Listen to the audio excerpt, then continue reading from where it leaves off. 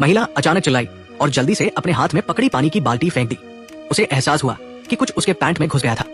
नजरें अपने निचले शरीर की ओर गई और अगले ही पल उसे पता चल गया कि वो बड़ी मुसीबत में फंस गई है। अगर इसे ठीक नहीं किया गया तो शायद उसकी जान को हर वक्त खतरा हो सकता था। उसका घबराया हुआ चेहरा तुरंत पुरुष का ध्यान आकर्षित कर गया। जब उसे पूरी बात समझ में आई तो उसे भी स्थिति की गंभीरता का अंदाजा हो गया। महिला जैसे ही उस अज्ञात जीव को बाहर निकालने वाली थी, पुरुष ने उसे तुरंत रोक दिया, क्योंकि ये पता नहीं था कि वो क्या है। अगर ये जहरीला हुआ और उसे बाहरी उत्तेजना मिली तो सब कुछ खत्म हो सकता था। अपने साथी की बात सुनकर महिला और भी उत्तेजित हो गई। इस वक्त पुरुष केवल उसे शांत करने की कोशिश कर सकता था। काफी सोचने के बाद भी उसे कोई खास तरीका नहीं सूझा तो उसने फैसला किया कि वो खुद खतरा मोल लेगा। सावधानी से उसने महिला की सफेद शर्ट का एक कोना उठाया और अपना हाथ उसके पैंट में डाल दिया। पहले तो पुरुष के चेहरे पर एक गंदी मुस्कान थी, लेकिन अगले ही पल उसका चेहरा बदल गया। जैसे जैसे उसका हाथ गहराई में गया, उसने पैंट से आधा मीटर लंबा एक पानी का सांप बाहर निकाला। खतरा टलते देख महिला ने राहत की सांस ली। उसे आखिरकार समझ आया कि इस निर्जन द्वीप पर अकेले इतने हादसों का सामना करते हुए वो जिंदा नहीं रह सकती। अब तो खाना भी उसके लिए सबसे बड़ी समस्या बन गया था। लेकिन तभी पुरुष ने पत्तियों को अपने शरीर पर लपेट लिया और खुद को एक विशाल जोंगजी पत्तों में लिपटा खाना की तरह बना लिया। जब उसने भाले को हाथ में लेकर पास ही के मोड़ की ओर बढ़ना शुरू किया तो महिला को समझ आया कि आगे क्या होने वाला है। दया के चलते उसने रोकना चाहा, लेकिन उसका भूखा शरीर उसे ऐसा करने से रोक गया। रात तक जब खाना उसके मुंह में गया तो वो मोर के मांस से पूरी तरह मोहित हो गई। भले ही ये देखने में अच्छा न लगे, लेकिन खाने में जरा भी चिकनाहट नहीं थी। एक काट लेने पर भी मुंह में सुगंध रह गई, जिससे मन को शांति और ताजगी मिली। एक पल में महिला की बची खुची दया भी दिमाग से निकल गई। पुरुष की मदद से अब उसे ऐसा नहीं लग रहा था कि वो किसी निर्जन द्वीप पर फंसी है, बल्कि ऐसा लग रहा था जैसे वो छुट्टियां मनाने आई हो। लेकिन ये खुशी ज्यादा दिन नहीं चली। एक हादसे ने दोनों के रिश्ते को फिर से तनावपूर्ण बना दिया। अगली सुबह जब वो जागी तो उसने आसमान में एक यात्री विमान उड़ते देखा। विमान को देखते ही उसे लगा कि अब वो इस मुसीबत से छुटकारा पा सकती है। वो जल्दी से पुरुष के पास गई, लेकिन नशे में धुत पुरुष को जगाना आसान नहीं था। फिर महिला ने एक साहसिक फैसला लिया। अब सबके फोन की बैटरी कितनी है कमेंट में बताएं। एक ही बैटरी प्रतिशत वाले दोस्त बन सकते हैं। उसने अपने साथी की शर्ट का एक कोना उठाया और उसके पैंट में टंकी हुई लाल सिग्नल गन निकाल ली। जैसे ही वो उठकर आसमान की ओर निशाना लगाने वाली थी, पुरुष ने करवट ली और उसे जमीन पर गिरा दिया। इसके साथ ही सिग्नल गोली भी दिशा से भटक गई और पास के पेड़ की चोटी पर जा गिरी। महिला ये सब स्तब्ध होकर देखती रही, क्योंकि बंदूक में केवल एक गोली थी। यानी उन्होंने अपनी एकमात्र मदद की उम्मीद खो दी। जागने के बाद पुरुष ने जमीन पर पड़ी खाली सिग्नल गन उठाई और तुरंत समझ गया कि क्या हुआ था। वो उसे डांटने ही वाला था कि महिला ने सवाल किया कि उसने उसे क्यों गिराया। अगले ही पल महिला ने आसमान की ओर देखा, लेकिन उसके साथी का चेहरा अविश्वास से भरा था। फिर उसने गुस्से से जमीन से हजारों मीटर ऊपर उड़ रहे विमान की ओर इशारा किया। वो एक यात्री विमान था जिसकी रफ्तार 600 मील प्रति घंटा थी। वे परमाणु विस्फोट भी शायद न देख पाए। सिग्नल गोली की तो बात ही छोड़ दे। इतना मूर्खतापूर्ण तरीका अपनाने के लिए कितना दिमाग चाहिए होगा। लेकिन जो हो गया उसे वापस नहीं लाया जा सकता था।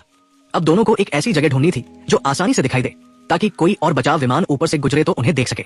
लेकिन जब वे बड़ी मुश्किल से पहाड़ की चोटी पर पहुंचे तो महिला सामने के दृश्य से हैरान रह गई। सोचने का वक्त न मिलते हुए उसने जल्दी से बैग से दूरबीन निकाली। ऊंचाई से नीचे देखते हुए उसे आखिरकार बचने की एक उम्मीद दिखी। कुछ समझ न आने पर उसके साथी ने दूरबीन छीन ली और अपने चेहरे पर लगा ली। सचमुच एक क्रूज जहाज धीरे धीरे किनारे की ओर बढ़ रहा था, लेकिन अब सिग्नल गन के बिना उनका ध्यान आकर्षित करना मुश्किल था। अब एकमात्र रास्ता था कि वे पहाड़ से नीचे उतरकर मदद मांगे, लेकिन ऊपर नीचे आने जाने में बहुत वक्त बर्बाद हो गया। इसलिए दोनों ने रबर की नाव लेकर उस क्रूज जहाज का पीछा करने का फैसला किया जो जाने वाला था। जैसे ही वे मुक्ति की खुशी में डूबे थे, उन्हें अचानक पता चला कि कुछ खूंखार समुद्री डाकुओं ने जहाज पर कब्जा कर लिया था। पुरुष ये देखकर डर से स्तब्ध रह गया और जोर जोर से चिल्ला रही महिला को चुप कराने की कोशिश की। वे तेजी से वहां से भागे, लेकिन उनकी चीख ने समुद्री डाकुओं का ध्यान खींच लिया। वे बिना कुछ कहे मोटरबोट से उनका पीछा करने लगे। पुरुष ने जान की बाजी लगाकर नाव खेना शुरू किया, लेकिन आधुनिक तकनीक के सामने वो हार गया। पीछे से आए समुद्री डाकुओं ने बंदूक तानकर उन पर गोलियां चलानी शुरू कर दी। मजबूरी में भीड़ के सामने कमजोर पड़ते हुए उन्हें अपनी रबर की नाव छोड़नी पड़ी और पूरी ताकत लगाकर तैरकर किनारे की ओर बढ़े। किनारे पर पहुंचने के बाद इलाके की जानकारी का फायदा उठाकर वे आखिरकार समुद्री डाकुओं से बच निकले, लेकिन इस वजह से वे जंगल के गहरे हिस्से में भटक गए। हालांकि किस्मत से उन्हें वहां द्वितीय विश्व युद्ध के समय का एक दुर्घटनाग्रस्त लड़ाकू विमान मिला। उसे देखते ही पुरुष के दिमाग में एक शानदार योजना आई, जिससे न सिर्फ वे समुद्री डाकुओं से छुटकारा पा सकते थे, बल्कि बिना ज्यादा मेहनत के इस द्वीप से भी निकल सकते थे। दोनों ने मिलकर विमान के फ्लोट्स को हटाया और समुद्री डाकुओं से छिपते हुए उन्हें किनारे तक ले गए। अब अगर वे इन चीजों को पैरों से टूटे हुए विमान पर लगा देते तो आसानी से बच निकल सकते थे। पुरुष एक बड़ी लकड़ी उठाकर लाया और फिर दो लगभग एक जैसे पेड़ के तनों को रस्सी से बांध दिया। फिर उन्हें क्रॉस करके खड़ा किया और विमान के पंखों के दोनों तरफ मजबूती से बांध दिया। उसके साथी ने रस्सी का एक सिरा पंख के किनारे पर बांधा, जबकि दूसरी ओर का पुरुष असेंबल किए गए टेंशनर को धीरे धीरे कसने लगा। जैसे जैसे वो जोर लगाता गया, टेढ़ा विमान धीरे धीरे अपनी मूल स्थिति में आने लगा। ये देखकर उत्साहित महिला ने भी अपनी थोड़ी सी ताकत लगाकर उसे सीधा करने और स्थिर करने में मदद की। इसके बाद दोनों ने अगला कदम उठाया। ढेर सारे बांस के टुकड़े इकट्ठा करने के बाद पुरुष ने पहियों के दोनों तरफ 5 मीटर लंबा एक बड़ा गड्ढा खोदा।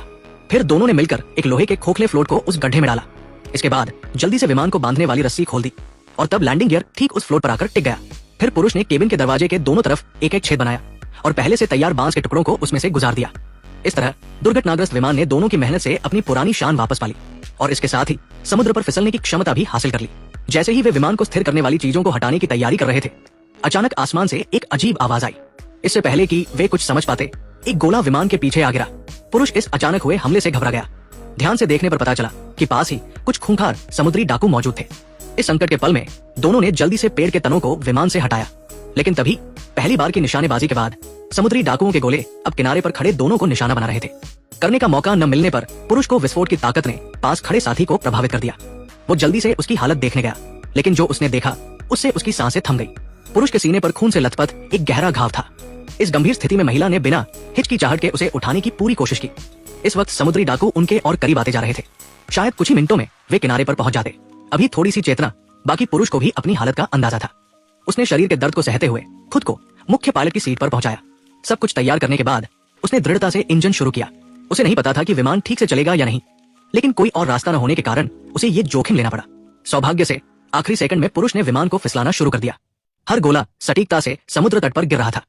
ये देखकर समुद्री डाकुओं का सरगना खुद आगे आया और दोनों को एक ऐसा सबक सिखाने की तैयारी करने लगा जो वे जिंदगी भर न भूलें। जहां से टकराने से पहले पुरुष को विमान को उड़ाना ही था। अपनी सालों की ड्राइविंग कुशलता के दम पर उसने जोर से स्टिक खींची और आखिरकार फिसलते विमान को समुद्र की सतह से ऊपर उठा लिया।